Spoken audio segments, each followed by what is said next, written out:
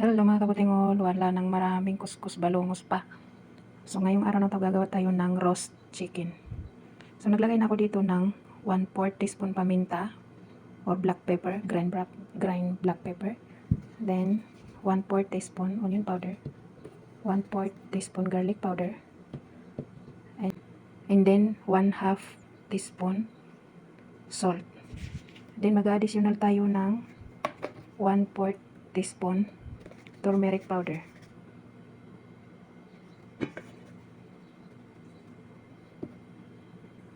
Then 1 tablespoon lemon juice, 1 tablespoon vinegar, about 3 tablespoon olive oil,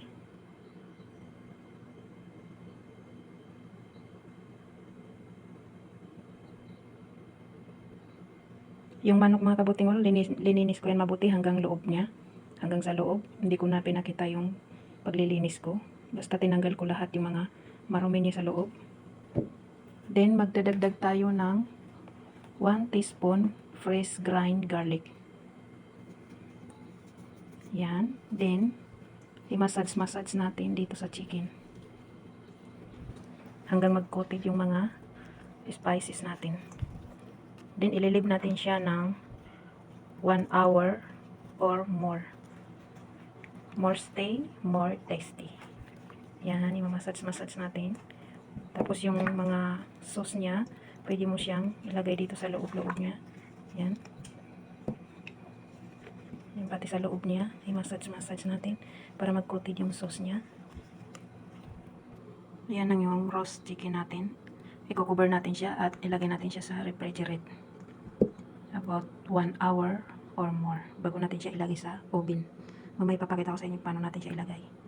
So habang minamarinate natin ito, magagaya tayo ng gulay, mixed vegetables, fresh mixed vegetables. Yun ang partner nito, mixed vegetables in the oven, and then white rice. So ito na rin yung mixed vegetables natin, fresh mixed vegetables natin. Nagayat ako ng ganito size na mga gulay. Isang pirasong carrot, 2 pirasong zucchini or pusa, then isang pirasong potato. Ginayat ko lang siya na ganitong big size. Then 1/4 na pumpkin, 1/4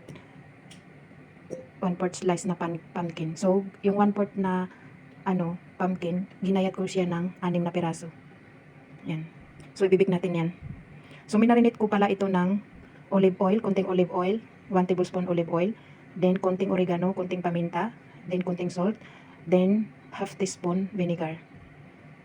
So yun lang ang marinate nitong gulay natin. Manok natin, binig ko siya ng 1 hour and 15 minutes. Hindi pa siya luto. Naka 400 siya. So kapag malapit na siya maluto, yung mga sabaw dyan na katas niya, ganyan-ganyan natin dito sa ibabaw. Ibuhos-buhos natin sa ibabaw para hindi siya mag-dry. Then ibalik natin siya ng oven within 5 minutes. Then luto na siya at ready to serve na. Yan.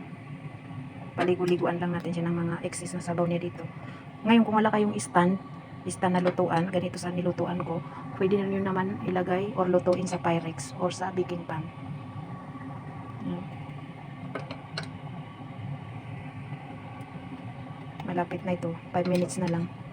5 minutes na lang, luto na ang roasted natin. So, ibibig na natin yung gulay natin. So, ayan na yung gulay natin. Ilalagay natin siya sa oven. Ibibig natin siya ng 15 minutes or 20 minutes hanggang maluto itong gulay natin. So, ang pagbibig nito is, ang oven natin, isisit natin siya ng 450. Yan siya, 450. Yan siya. Nakalagay lang dito sa baba, sa pinaka last layer ng baba ng oven. And then, after 10 minutes, i-broil natin. Bubuksan natin yung broil ng at least 5 minutes para yung sa ibabaw ng gulay matoasted din siya. Hindi mo na kailangan baliktarin. So ito na ang roasted natin. Roasted chicken natin. Ready to serve na. Thank you for watching mga kabutingol.